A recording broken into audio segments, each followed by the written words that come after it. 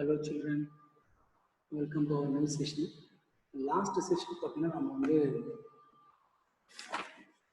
anti-colonial movements and decolonization process in Asia பார்த்தோம். So அதில் பார்த்தீங்கன்னா ஃப்ரெஞ்ச் வெர்சஸ் இண்டோ சைனா பார்த்தோம். Indo China soldiers Indo China மக்கள் வந்து எப்படி புரட்சி பண்ணாங்க, எப்படி போராடினாங்க. அது மட்டும் இல்லாமல் அது டாங்கிங் என்ற ஒரு பிளேஸ்லேருந்து ஹூச்சி மீன் எப்படி உருவானார், அவர் என்னெல்லாம் பண்ணார் என்று பார்த்தோம். அது வந்து இண்டோ சைனா நடந்தது. இப்போ வந்து இந்தியாவில் எப்படி டீகாலனைசேஷன் ப்ராசஸ்ஸு, ஆன்டி கலோனியல் மூவ்மெண்ட்ஸு, யாரெல்லாம் இந்தியாவை ஆக்கிரமிப்பு பண்ணாலும் அவங்ககிட்ட இருந்து எப்படி வந்து நம்ம இந்தியாவை மீட்டெடுக்கணும் அப்படின்ற போராட்டங்கள் புரட்சிகள்லாம் எப்படி வெடிச்சுங்கிறது தான் இப்போ நம்ம பார்க்க போகிறோம். முன்னாடி பார்த்தது வந்து இண்டோ சைனாவில் பார்த்தோம். இண்டோ சைனானா இன்னைக்கு காலகட்டத்தில் இருக்க கம்போடியா, லாவோஸ், வியட்நாம் அந்த இடங்கள்ல அந்த நாட்டில் நடந்த போராட்டங்களும் புரட்சிகளையும் பார்த்தோம். இப்போ நம்ம பார்க்க போகிறது இந்தியாவில் in India how the anti-colonial movements and decolonization process held and how it took place and who are the important leaders who contributed the participation in anti-colonial movements and decolonization of India and the we are going to see.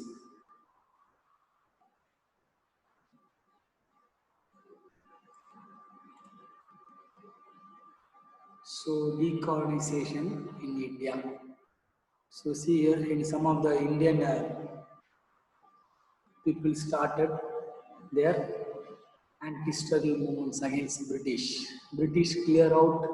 See the images. By seeing the images itself, you can get some ideas. Okay, so ஒரு பகவான் காந்தி வந்து என்ன பண்றாருன்னா அவரும் போராட்டத்தில் குதிக்கிறாரு 1920 அந்த மாதிரி காலகட்டங்களில்.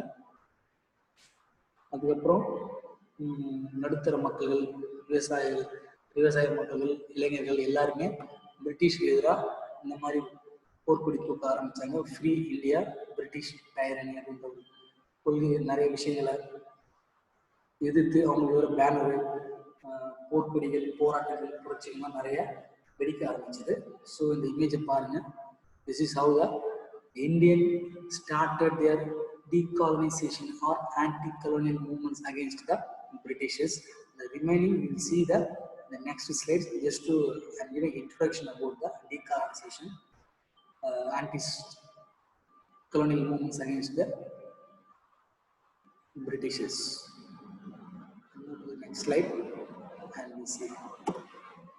So these are the important years. In these years, many anti-colonial movements and decolonization events has been took place. 1947 Freedom Report, 1935 Government of India Act, 1857 Sepoy Mutiny. These are also some important years where anti-colonial struggle movements has been took place. So this is other incident, Simon Go Back or Simon Go Back. So there is a commission known as Simon Commission, which came and completely disturbed the India on behalf of Britishers. That's why the Indian freedom fighters, along with the important leaders, they marching towards the French administration and they revolted. Simon Commission go back and they used the placards and banners like this. These are the important anti-colonial movements against the Britishers that took place in India. So the last two slides which I shown to you is extra information that I took from referred from different sources. So this was the constitutes given in the book under decolonization in India. This is given in the book. So diarchy means இரட்டை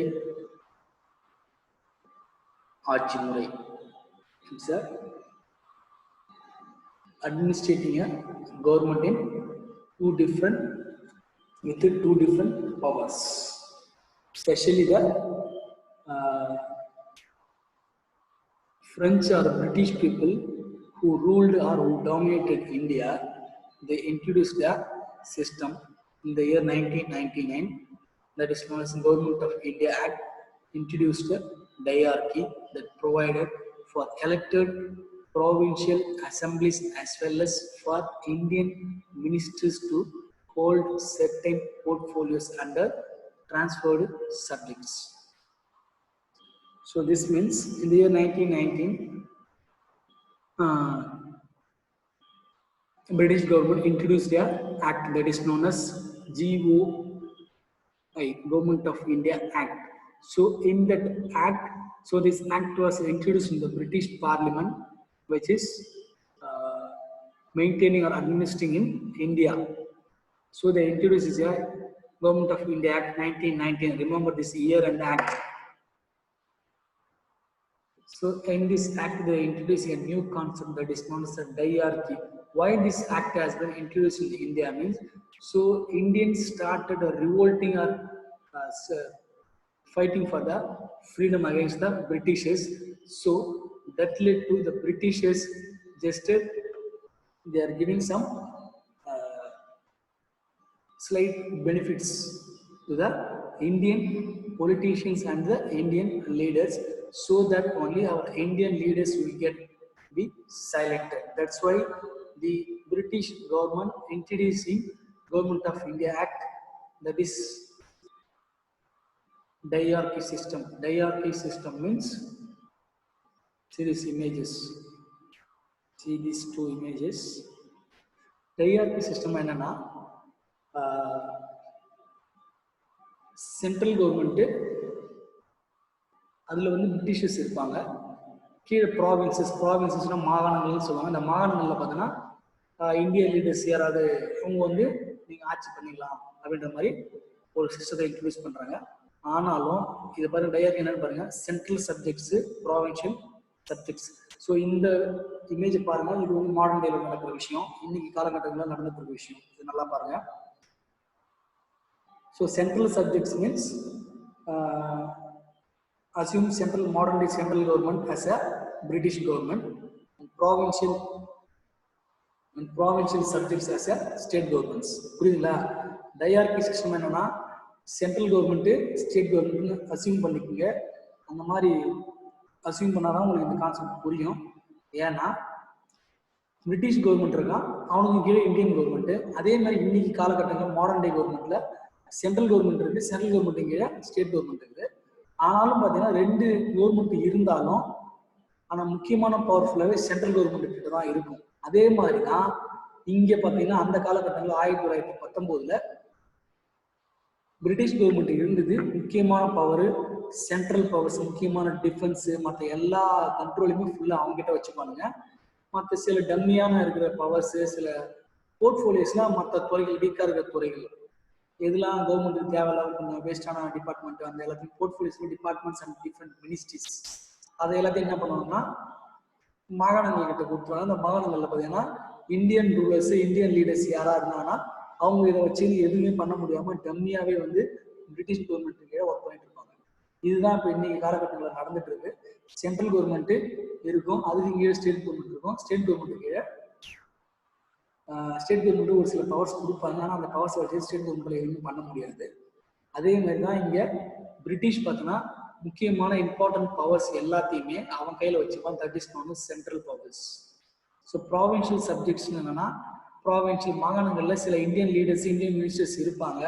இருந்தாலும் அவங்களுக்கு வந்து மினிஸ்டர்னு power கொடுத்து அவங்க டம்மியாக வச்சுருப்பாங்க. அவங்களுக்கு கொடுத்த சில துறைகள், இலாக்காக்கள் இல்லாமல் அவங்களுக்கு ஒதுக்கப்பட்ட இலாக்காக்கள் எல்லாமே வந்து டம்மியாக இருக்கும். எந்த பவர்னு சும்மா ஒரு பேருக்கு மினிஸ்டர் அப்படின்ற மாதிரி இருப்பாங்க. That is known as diarchy in provinces. The Montauk Declaration read increasing association of Indians in every branch of the administration and the gradual development of self-government in India as an integral part of the British Empire. So there is another system or another act has been introduced in India. That is known as Montauk-Chelmsford reforms. That is known as Montauk-Chelmsford reforms or Montauk Declaration. Montauk Declaration or Montauk-Chelmsford Act. So these two acts, this act gave Indian provincial Indian ministers does not have any power. They are just remained as a idle and there is no power to do anything. So here, after coming our introduction of Montauk-Chelmsford or Montauk Declaration, the Indians started getting a increased power in the administration. So increasing association of Indians in every branch of administration under, and there is a Montauk-Chelmsford Declaration gives self-government. Self-government. So the Montauk-Chelmsford Act or Montauk Declaration gives India a chance to rule India by ourselves. So இந்த act மூலிமா என்ன பண்ணுறாங்கன்னா இந்தியாவை ஆட்சி பண்ணலாம் British empire கீழே அப்படின்ற ஒரு கான்செப்டை. இந்த கான்செப்ட் என்ன சொல்ல வராங்கன்னா, பிரிட்டிஷ் நம்ம வெளிநாடுல வந்தோம், நம்மளை அடிமைப்படுத்தி நம்மளெல்லாம் வச்சு வேலை வாங்கிட்டு நம்மகிட்ட ரிசோர்ஸ்லாம் என்ஜாய் பண்ணிட்டு இருக்கோம். அது மட்டும் இல்லாமல் நம்ம நாட்டு ஆளுக்கு அவன் வந்து உங்களுக்கு நான் உரிமை கொடுக்குறேன் அப்படின்ற மாதிரி ஒரு சட்டம், அதுவும் பிரிட்டிஷ் கீழே தான் நம்ம இயங்கணும் அப்படின்ற மாதிரி செல்ஃப் கவர்மெண்ட் ரன் பண்ணணும் அப்படின்ற ஒரு கான்செப்டை இன்ட்ரடியூஸ் பண்ணுறான். இதனால என்ன ஆச்சுன்னா மக்கள் மத்தியில் ஒரு பெரிய போர் வெடிச்சு பெரிய பரபரப்பாகவும் ஆச்சு. அது மட்டும் இல்லாமல் இந்த கான்செப்ட் வந்து இந்திய மக்களுக்கு பிடிக்கல. அதுவும் பிரிட்டிஷ்க்கு நாம் ஏன் ஒர்க் பண்ணணும் அப்படின்ற ஒரு புரட்சி வெடிக்க ஆரம்பிச்சது. அதனாலதான் இந்தியன் காங்கிரஸ் என்ன பண்ணாங்கன்னா, இந்தியன் நேஷனல் காங்கிரஸ் அந்த காலகட்டங்களில் இருந்தால் Indian national Congress completely rejected and abandoned, stopped the diarchy system and completely decided to boycott the legislature. So இந்த மாதிரி இந்த விஷயங்களை வந்து ப்ராவின்சஸ்ல இந்தியாவில் இன்ட்ரடியூஸ் பண்றாங்க பிரிட்டிஷர்ஸ் கீழே நம்ம இந்தியன் கவர்மெண்ட் ஒர்க் பண்ணணும். அதே மாதிரி வந்து இந்தியன் மினிஸ்டர்ஸ் வந்து டம்மியானவரை வச்சுருக்கோம் அப்படின்னு சொல்லி 2 கான்செப்ட் இன்ட்ரடியூஸ் பண்ணி, இந்த 2 கான்செப்டும் அந்த காலகட்டங்களில் இருந்த இந்தியன் நேஷனல் காங்கிரஸ் லீடர்ஸ் கம்ப்ளீட்டாக பிடிக்கல. அதனால they completely rejected the diarchy system and they decided to boycott, means எதிர்த்து அவங்க போராட ஆரம்பிச்சாங்க. அசம்பிளிலையும் ப்ராவின்சியல் லெஜிஸ்லேட்டிவ் அசம்பிளிலையும் அவங்க போகிறது மறுத்தாங்க. So with this concepts ends, you will see the other concept in the next slide. So thank you. See you in the next slide.